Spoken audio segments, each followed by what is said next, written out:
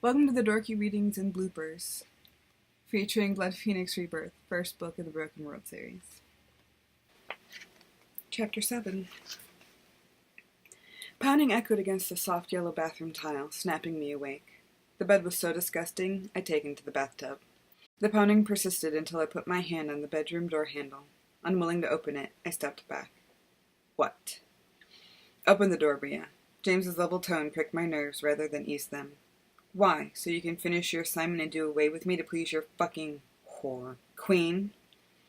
Would you please open the damn door? Tell me why I should. Look, I'm trying to be respectful here. I can easily break it down. I unlocked the door. James entered and I backed away. Stop it. James held out a silver chain with a starburst-shaped charm and small holes around the top of the hook. It made the room throb around me. I just want to give you this. Presents aren't going to fix anything. None of this is right. That's not why I got it for you. He motioned for me to turn around, and I did. The metal hit me with a shock. I lifted my hair as he clasped the chain. The silver made the world vibrate. What is this thing? Concern proved elusive with the charm against my skin. Its silver charm has a pocket in the center that I've put some dirt in. I made it the day we ran into each other. The day we met. He'd been stalking me. You really are a psychopath. I'm a product of my environment. He traced the chain across my collarbones and ridge's surface, but a less intense rush hit me, and I kept them from taking over.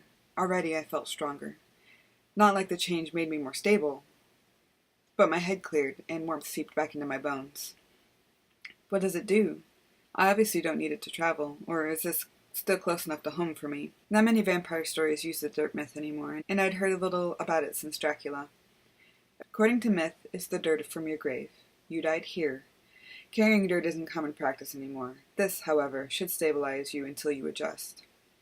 Right. My brain told me to quit my bickering, so instead I mumbled a thank you. You're welcome. Now, we need to feed you again and test your capabilities. He went still. If I hadn't been able to sense him through our metaphysical connection, I wouldn't have known he was there. But those threads stretched taut between us, making me aware of his every heartbeat. I won't kill anyone else, I said, feeling resolved. He couldn't make me. He really couldn't. I had to make my own decisions, no matter what kind of control he or his queen bitch lover thought they had over me, but I was practically drowning in my own thirst. Insert that phrase here again. Although, that's not exactly true. There is a group who believes in a common good, but our queen has decreed that we leave no one alive for fear of discovery. I inhaled, slow and deep. No throwing a fit. God help me? Not that God helped me out much before. I needed to act like an adult, damn it. I exhaled. I will not kill anyone else, and you will help me make sure I don't have to. There. I sounded like a bitch, but adult-like at least. If he tried to make me into this bloodthirsty monster, I'd ditch him. You have to realize you're not human anymore, Rhea. You might actually have to kill your own food, and you have to kill or you starve. Then you only kill more people, but I'm sure you already knew that. James extended his hand to indicate the door. Now, shall we?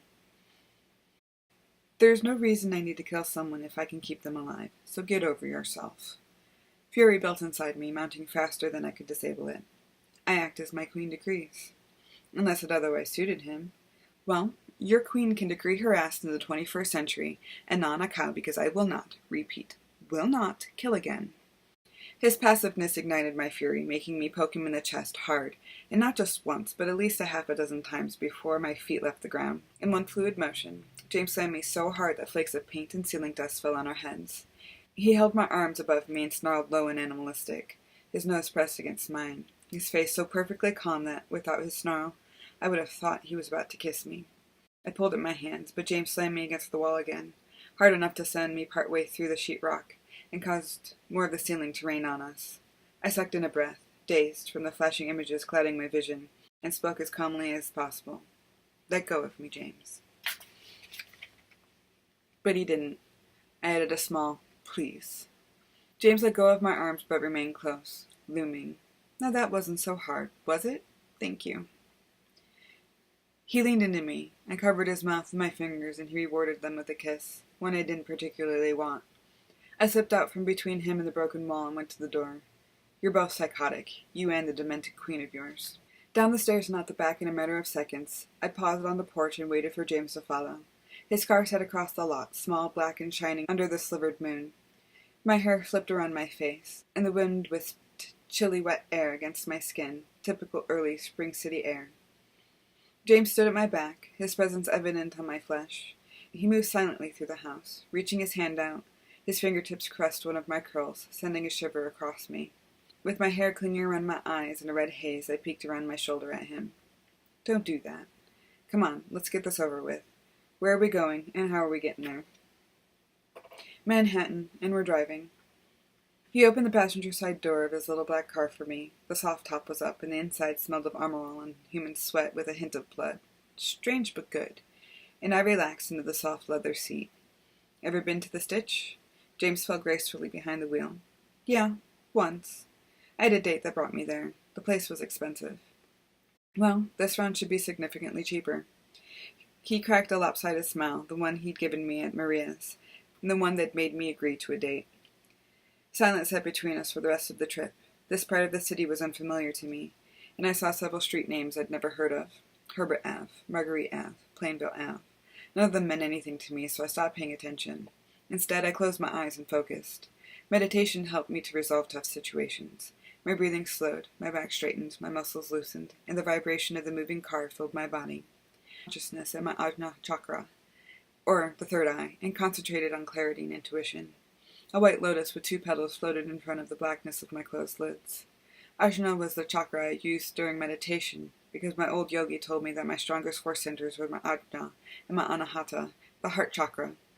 Both promoted clarity, intuition, compassion, and equilibrium, and hopefully prepared me to drink blood without killing someone else. I was calm and barely breathing when we arrived at the Stitch. No messing it up this time. If I killed someone else, I didn't think my conscience could handle it. Rectangles of glass surrounded by black wooden frames and panels made up the outside of the Stitch, including the door. The red neon bar sign hung in the window above. James guided me into a well-lit room that resembled a hallway. Our present location fell away, and an avalanche of images flickered before my eyes. Wisps of black hair against the molten pink sky.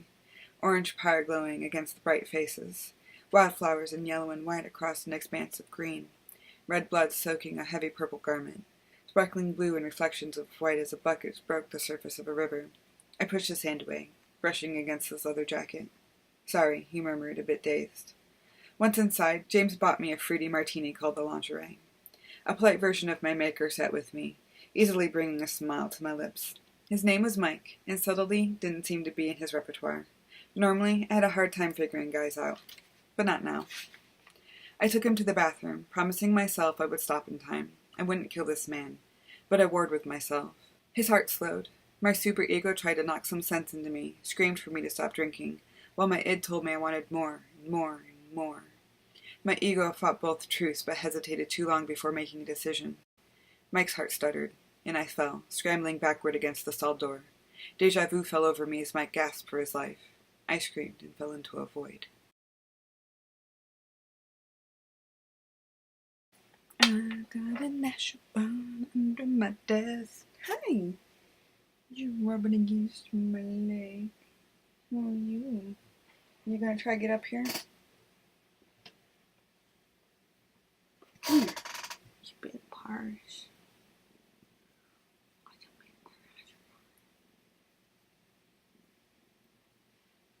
Okay, come on. He fights not to get off my lap. Oh, Asher fun. Go see him. He's a cute kitty. We should seriously play like a search and find things behind me.